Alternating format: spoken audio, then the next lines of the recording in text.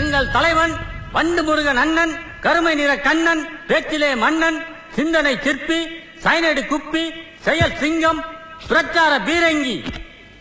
ஒரு வாரமானாலும் எதிரிகளை நேருக்கு நேராக சந்திக்கக்கூடிய போர் குணம் கொண்ட போர் வாள் என்று போற்றப்படும் எங்களுடைய வட்ட செயலாளர் வண்டு முருகன் அவர்களை இப்பொழுது உங்கள் முன்னே வீர உரையாற்ற வருமாறு அழைத்து உங்களிடமிருந்து விடைபெறுகிறேன். நன்றி, வணக்கம். வாங்கின போடா, பேசும்போது அதை நாம படுத்துறது. ஐயோ, நம்ம மைண்ட் அங்க போகுது.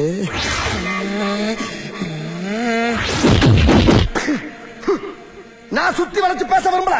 எதிர்கட்சிக்காரரை பார்த்து கேட்கிறேன், அரசியல் நடத்துறியா அராஜகம் நடத்துறியா? என்ன பண்ணா என் கட்சிக்காரன்? என்னையா தப்பு பண்ணா? ஏதோ ஒரு போன ராங்கா போட்டிருக்கான். ராங் நம்பர் தான் சாரி சொல்லிட்டு வச்சிட வேண்டியதானே? அதானே உலக வழக்கம்.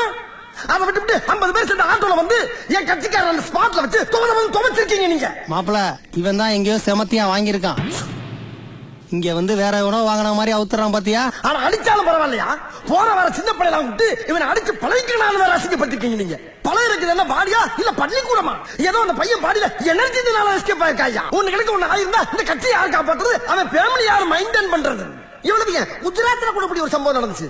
இதே பையனை ஒரு கட்சிக்காரன் கொண்டு போய் வச்சு அடிக்கிறாயா? ஆனா அவன் இந்த அளவுக்கு செப்படுக்கல. ஒரு 2-3 நாள் வச்சு அடிச்சு அனுப்பிட்டான். அது எப்படி பிள்ளைக்கு வலிக்க கூடாதுக்காக ஒரு ஆப்பு பிராண்டி வாங்கி ஊத்தி விட்டு அடிச்சிருக்காயா? அந்த நாகரிகம் கூட உனக்கு தெரியாது. என்ன அடி, பச்சை தண்ணி கூட கொடுக்காம போட்டு அடிச்சிருக்க நீ. எப்படி எல்லாம் உன் காலில் விழுந்து கதறனா? இறக்கம் இல்லையா உனக்கு? வேணாம், எங்க கிட்ட வேணாம். அடிதடி அரசியல் எங்களுக்கு பண்ண தெரியும். ஆனா நாங்க காட்ட மாட்டோம், காட்ட தெரியாது எங்களுக்கு. ஒன்னே எச்சரிச்சுக்கிறேன், என் கட்சி தொண்டரின் காலிலே இருக்க சுண்டு வழியில ஒரு குண்டுமணியான ரத்தம் வந்தாலும் சரி, எதிர்கட்சிக்காரன் தலை தோரணம் கட்டி தொங்கவிடும் என்பதை எச்சரித்துக் கொள்கிறேன்.